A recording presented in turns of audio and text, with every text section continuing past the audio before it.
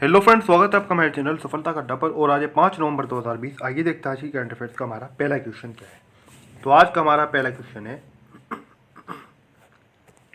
किस राज्य सरकार ने ऑनलाइन सट्टेबाजी एवं जुआ पर प्रतिबंध लगा दिया है। यानी कि ना ही तो ऑनलाइन गेम खेल सकते, जो ऑनलाइन गेम होता है सट्टेबाजी टाइप उसे समझ सकते हैं। ऑनलाइन सट्टेबाजी और जुए पर प्रतिबंध लगा दिया है। ये प्रतिबंध लगाया है आंध्र प्रदेश सरकार ने। किसने? एपी गवर्नमेंट ने ये प्रतिबंध लगाया है, आंध्र प्रदेश सरकार ने। अगर हम आंध्र प्रदेश की आपसे बात करें तो आंध्र प्रदेश की 3 राजधानियां हैं। कितनी राजधानियां हैं? 3 राजधानियां हैं आंध्र प्रदेश की। अभी कुछ महीने पहले ही यहाँ के राज्यपाल ने यहाँ की 3 राजधानियों को मंजूरी दी है। उससे पहले तक यहाँ की एक ही राजधानी थी। अब यहाँ की 3 राजधानियों को मंजूरी क्यों मिली? क्योंकि राज्यपाल की अनुमति ज़रूरी होती है। राज्यपाल ने यहाँ की अनुमति दी है। अब यहाँ की 3 राजधानियाँ कैसे हैं, पहले आंध्र प्रदेश के बारे में थोड़ा सा जानते हैं। हम बात कर रहे हैं आपसे आंध्र प्रदेश के बारे में, क्योंकि आंध्र प्रदेश ही इस क्वेश्चन का आंसर है। आंध्र प्रदेश की राजधानी थी हैदराबाद। क्या थी?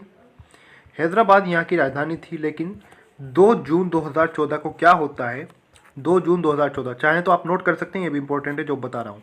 2 जून 2014 को एक नया राज्य अस्तित्व में आता है, एक नया राज्य का गठन होता है। वो उस राज्य का नाम है तेलंगाना। क्या?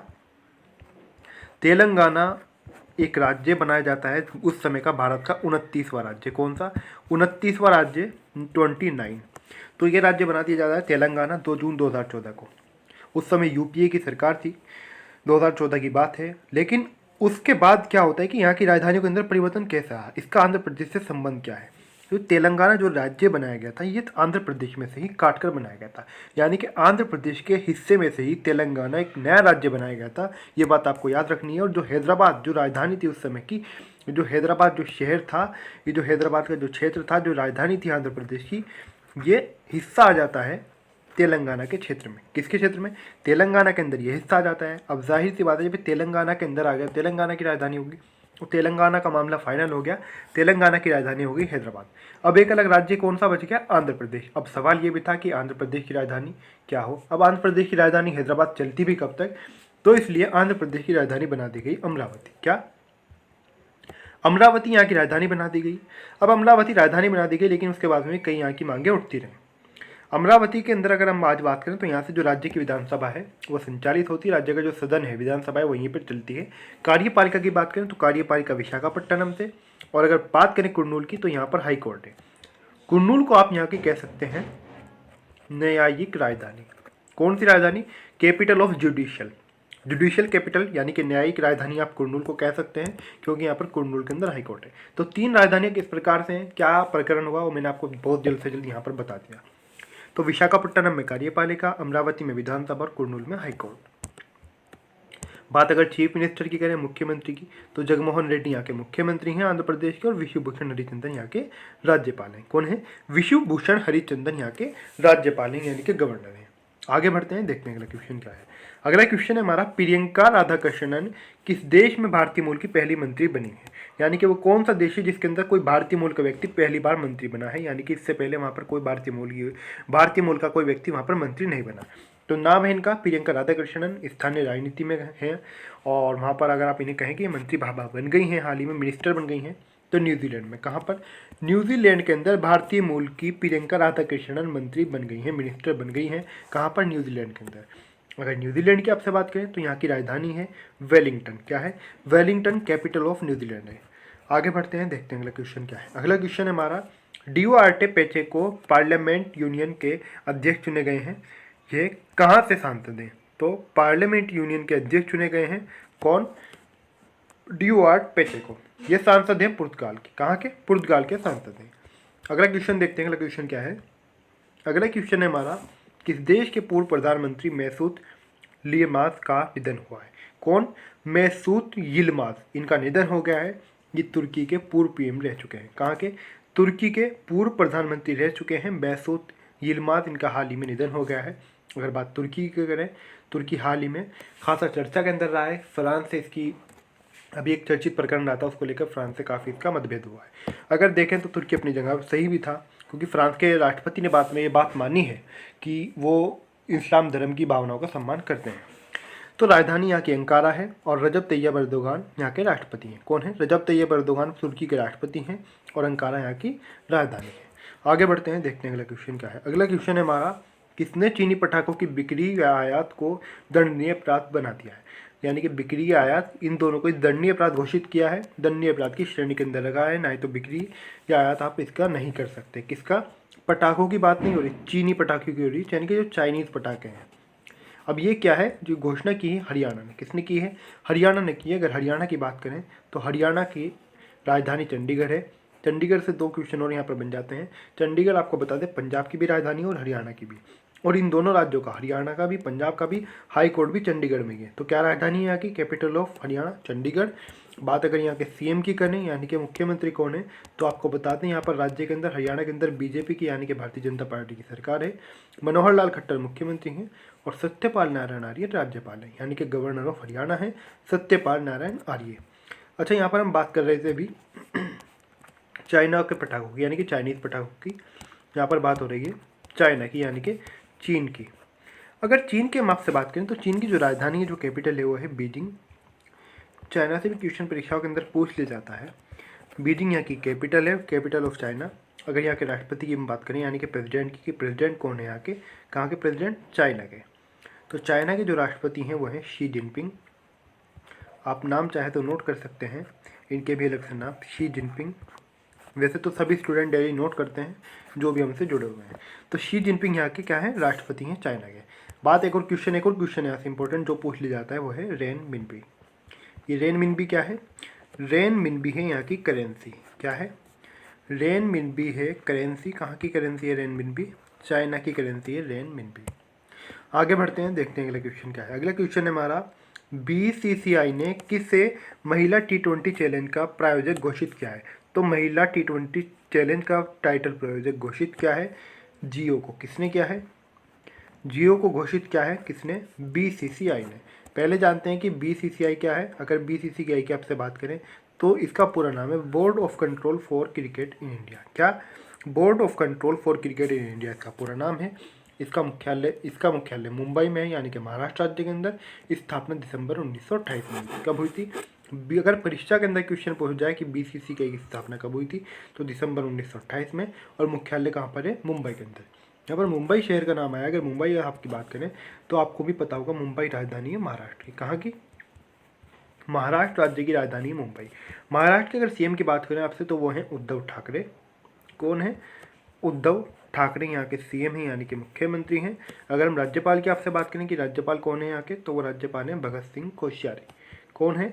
भगत सिंह कोश्यारी राज्यपाल हैं महाराष्ट्र राज्य की। चीज़ें भी आप चाहे तो नोट कर सकते हैं। आगे बढ़ते हैं, देखते हैं अगला क्वेश्चन क्या है। अगला क्वेश्चन है हमारा, संयुक्त राष्ट्र महिला के सहयोग से माई गवर्नमेंट द्वारा आयोजित कोविड-19 श्री शक्ति चैलेंज कितनी महिलाओं वाले स्टार्टअप ने जीता है? यानी कि जो स्टार्टअप जीता है, कितनी महिलाओं वाले स्टार्टअप ने जीता है कोविड-19 श्री शक्ति चैलेंज? तो ये जीता है 6 महिलाओं वाले स्टार्टअप ने। किसने? 6 महिलाओं वाले स्टार्टअप ने कोविड-19 श्री शक्ति चैलेंज को जीता है।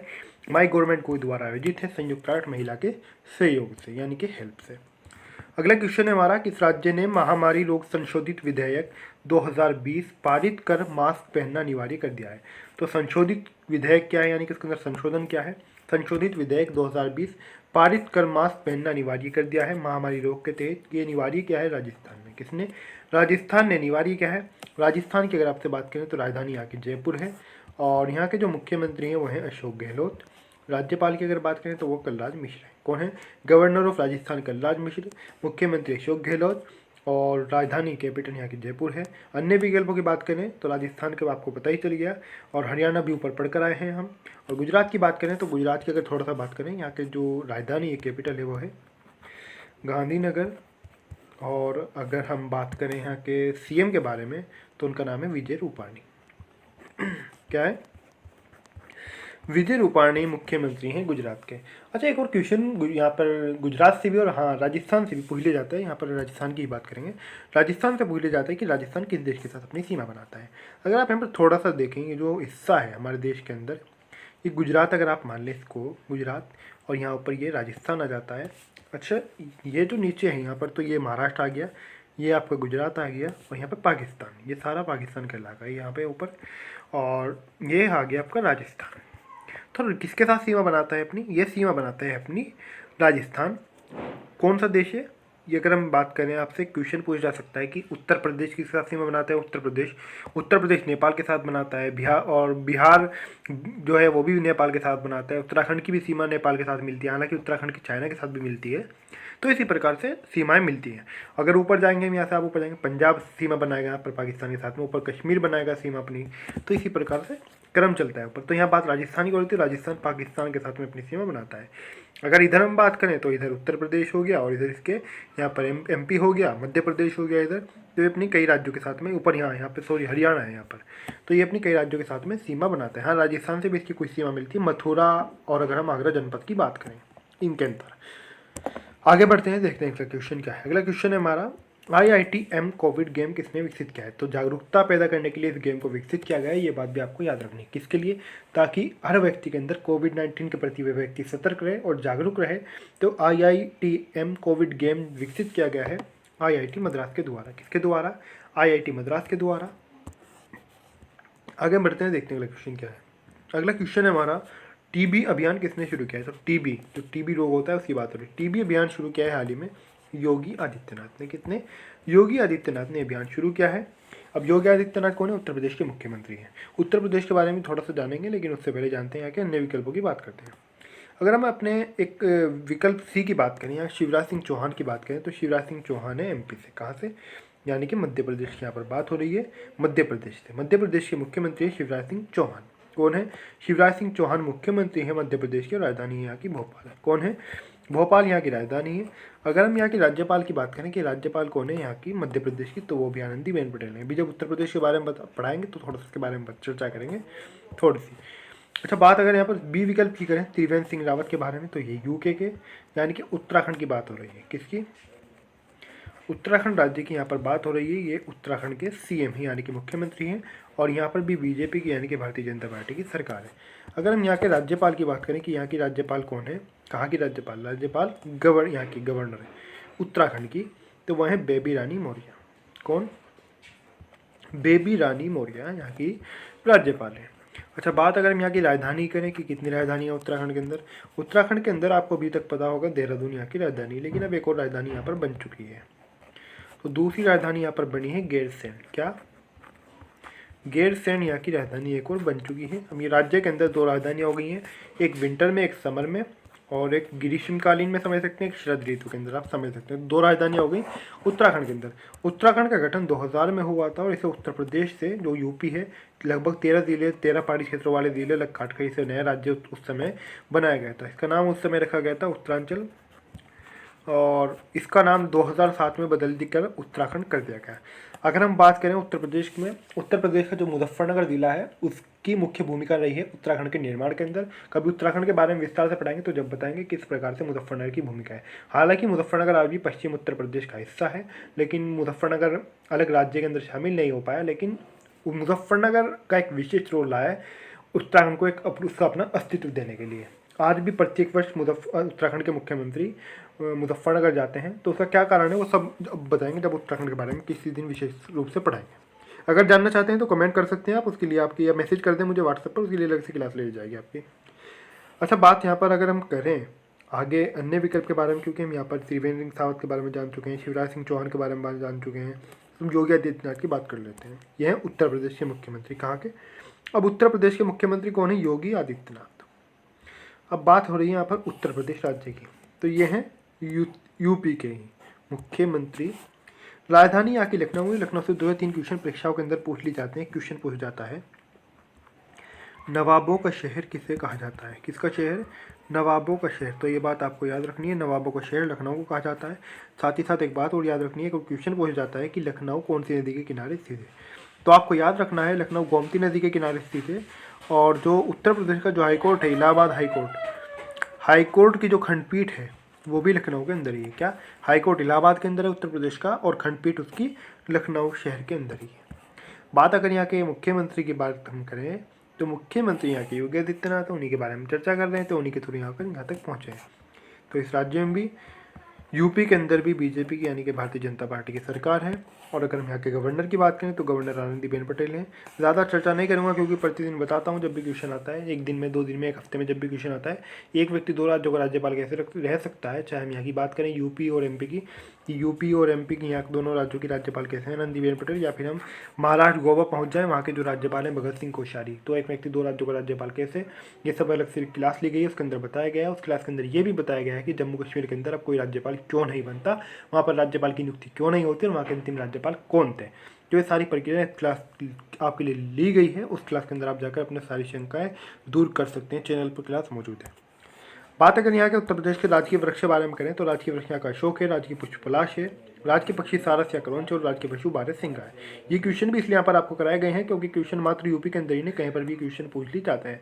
तो इन सभी चीज़ों को आप चाहे तो नोट कर लें, स्क्रीनशॉट लेने से बेहतर है कि याद के साथ नोट्स बनाना, उनको लिखना, क्योंकि 99% स्टूडेंट स्क्रीनशॉट लेकर पढ़ते नहीं है, कोई भी हो, तो इसलिए बेहतर है। और क्लास को डाउनलोड भी ना करें, डाउनलोड करने से बेहतर है उसे ऑनलाइन ही देखें, क्योंकि डाउनलोड करने के बाद में कोई भी स्टूडेंट ऐसा नहीं जो देखता हो, क्योंकि बहुत कम स्टूडेंट होते हैं जो अपनी पढ़ाई के प्रति सीरियस होते हैं, गंभीर होते हैं। और आगे एसएससी का एग्जाम आ चुका है बिल्कुल आपके सिर पर, और दिल्ली पुलिस का आ गया है, बिल्कुल एनटीपीसी आ गया है। अगर आप भी नहीं पढ़ना स्टार्ट किया है तो कब करोगे, कब तक ये डाउनलोड करते रहोगे, कब तक स्क्रीनशॉट लेते रहोगे।